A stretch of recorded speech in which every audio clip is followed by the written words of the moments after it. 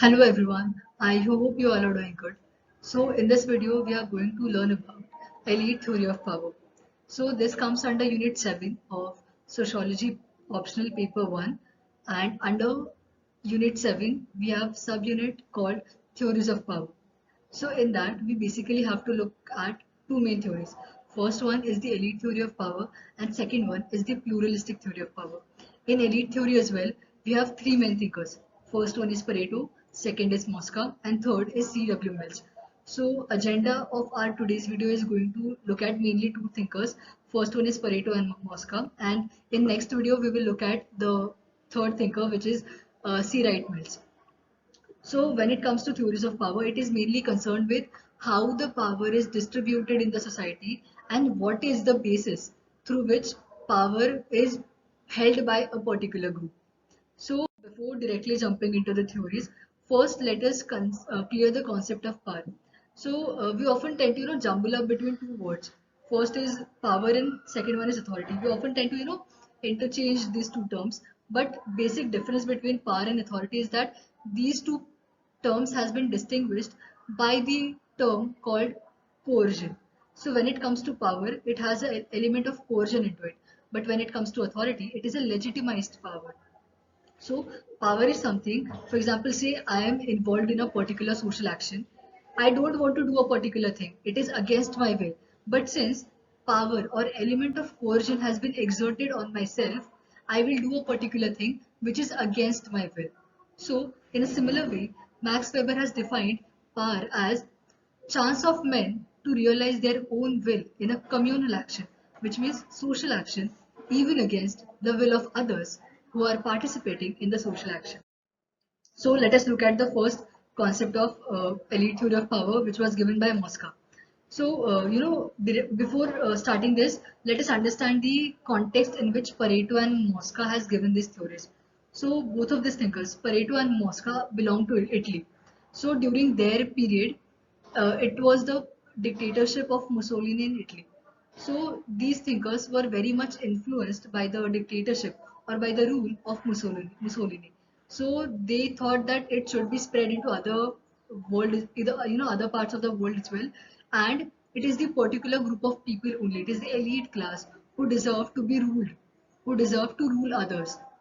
So Mosca in his book called Ruling Class has given that it is the particular qualities or it is the psychological aspect of a ruler which makes one person to rule over the masses. So he says that it is the minority of the people. It is the minority group only which ultimately rules the masses. So be it any form of government, be it democracy, be it dictatorship, ultimately it will be the minority who will be ruling over the masses. So uh, Mosca has given that there are two classes in the society. First one is the rulers and second one is the ruled. So rulers are those who are minority, and since they are minority, they can organize themselves and they have a proper organizational structure, and through that structure and through that organization they rule over the masses. Whereas masses are the majority group and they are unorganized, and this factor of organized and unorganized makes one rule over the others.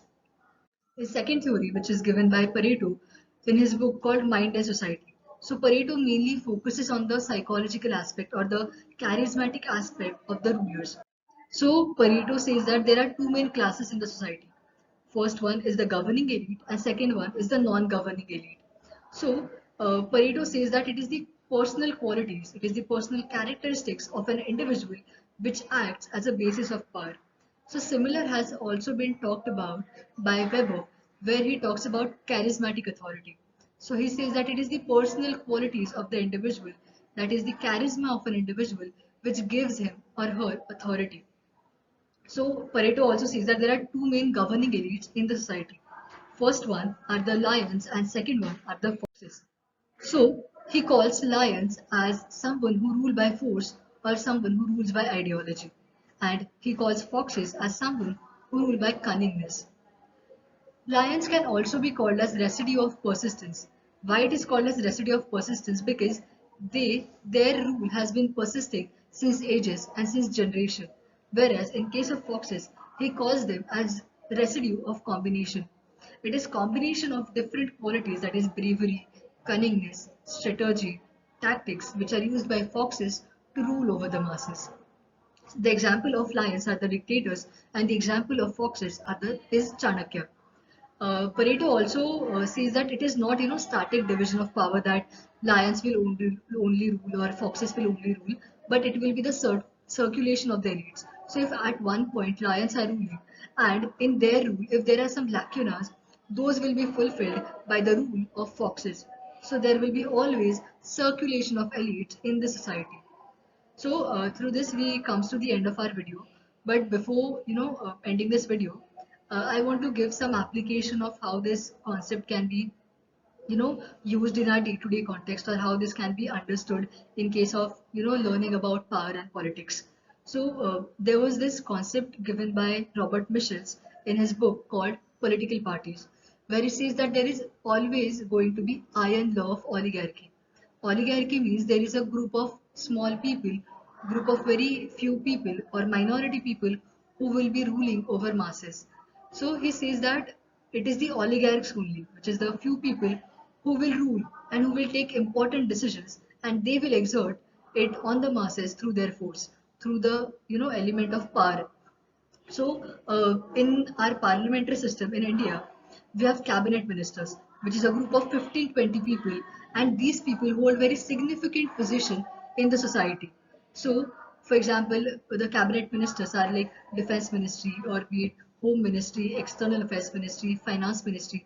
So these are some prominent positions which are held by the group of 15 20 people, and these ultimately take important decisions, and that decisions have impact over the lives of the masses. Similar structure is also existent in Britain, which is called as kitchen cabinet.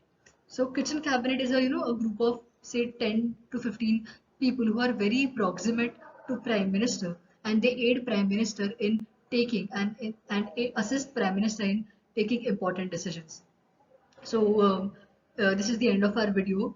Thank you so much for watching, and if you have any doubts and if you have any suggestions for further videos, do mention it in comment section below, and thank you so much.